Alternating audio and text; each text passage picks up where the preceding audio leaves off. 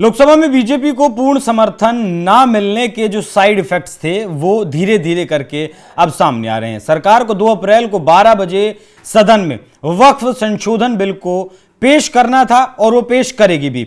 संसदीय कार्य मंत्री किरण रिजिजू के द्वारा ये बताया गया कि 12 बजे पेश किया जाएगा और 8 घंटे की इस पर चर्चा की जाएगी। लेकिन जब इस बारे में बात की गई, ये जब 2 तारीख की तारीख तय हुई, उससे ठीक 48 घंटे पहले, मतलब 2 दिन पहले, नीतीश कुमार की पार्टी जेडीयू की तरफ से कुछ सुझाव सरकार को भेजे गए और कहा गया कि सरकार इन सुझावों को मान ले तो ज्यादा बेहतर रहेगा। वहीं इसके बाद फिर टीडीपी, चंद्रबाबू नायडू की जो पार्टी है, जो अहम सहयोगी एनडीए के साथ हैं, उनके भी कुछ सुझाव सरकार के पास गए और सरकार को ठीक लगभग कहें कि 15 से 16 या 17 घंटे पहले ये सुझाव दिए गए और सरकार को ये मानने पड़े। मतलब जो जेपीसी की टीम गठित हुई, जेपीसी जो गठित की गई वक्फ को संशोधन करने के लिए, उसमें 31 पार्टियां शामिल थी। उन 31 पार्टियों के साथ मीटिंग मुलाकातें हुई, 92 लाख शिकायतें और सुझाव आए थे, उन पर सरकार ने विचार किया, चर्चा की। उसके बाद लगभग 14 संशोधन इसमें किए गए थे।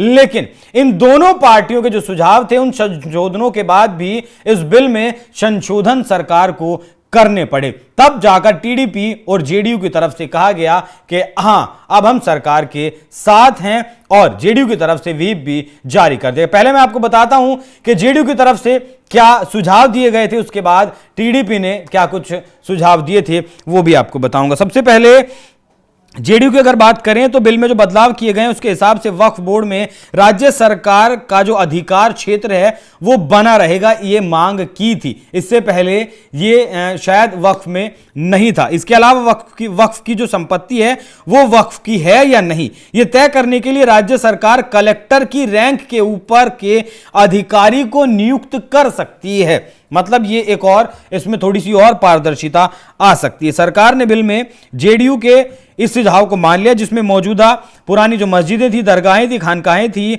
उसमें मुस्लिम धार्मिक स्थानों से छेड़छाड़ नहीं की जाएगी। मतलब अगर कोई जमीन विवादित भी है, तब अगर उस पर अगर मस्जिद बनी है तो वो वक्फ बोर्ड की बनी रहेगी। बाकी जो सारी जानकारियां हैं वो 90 दिन के भीतर पोर्टल पर अपडेट करनी होंगी। और वक्फ परिषद में पदेन सदस्यों के अलावा 2 सदस्य गैर मुस्लिम होंगे। ये बात तो लगातार कही जा रही थी। अब बात करें अगर कि टीडीपी की तरफ से क्या सुझाव दिए गए थे, तो टीडीपी ने कहा था कि वक्फ बाय यूजर से जुड़े प्रावधान में संशोधन सरकार को करना होगा। संशोधन के मुताबिक जो भी वक्फ बाय यूजर संपत्तियां हैं, मतलब अधिनियम 2025 के लागू होने से पहले पंजीकृत हो चुकी हैं, मतलब जब ये बिल लागू होगा उससे पहले जो संपत्तियां वक्फ बाय यूजर के नाम पर दर्ज हो चुकी हैं वो संपत्तियां बनी रहेंगी जब तक कि संपत्ति विवादित ना हो या फिर संपत्ति सरकारी ना हो। इस संशोधन को विधेयक में शामिल कर लिया गया है। अब देखिए, यहां इस बात पर भी गौर करना जरूरी हो जाता है कि वक्फ बाय यूजर को लेकर ही सारी समस्या थी।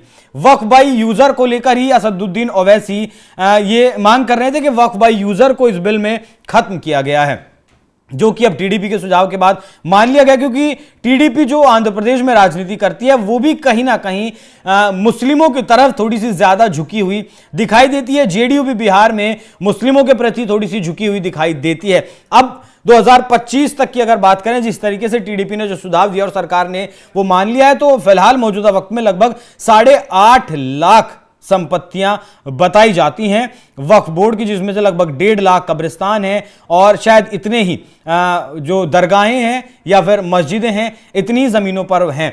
अगर वो सरकारी संपत्ति पर है या उस जमीन पर विवाद है, तब एक बार फिर से विवाद खड़ा होगा। तो कहीं ना कहीं पारदर्शी बना तो रही थी सरकार, लेकिन कहीं ना कहीं जो अपने ही साथियों के सामने सरकार को झुकना पड़ रहा है, इसके कुछ साइड इफेक्ट होंगे या फिर वक्फ में जो संशोधन किए गए हैं उसका कुछ फायदा भी होगा या नहीं होगा, ये आने वाले वक्त में पता चलेगा। लेकिन फिलहाल जेडीयू और टीडीपी के सामने मोदी सरकार को झुकना पड़ा है। उन्होंने जो प्रस्ताव दिए थे उन्हें मानना पड़ा है और उसके बाद ही इस बिल को सदन के पटल पर रखने की तैयारी की गई है और रखने का ऐलान भी किया गया। बाकी इस पूरी खबर पर क्या कुछ आपकी राय कमेंट करें में जरूर बताइएगा। नमस्कार।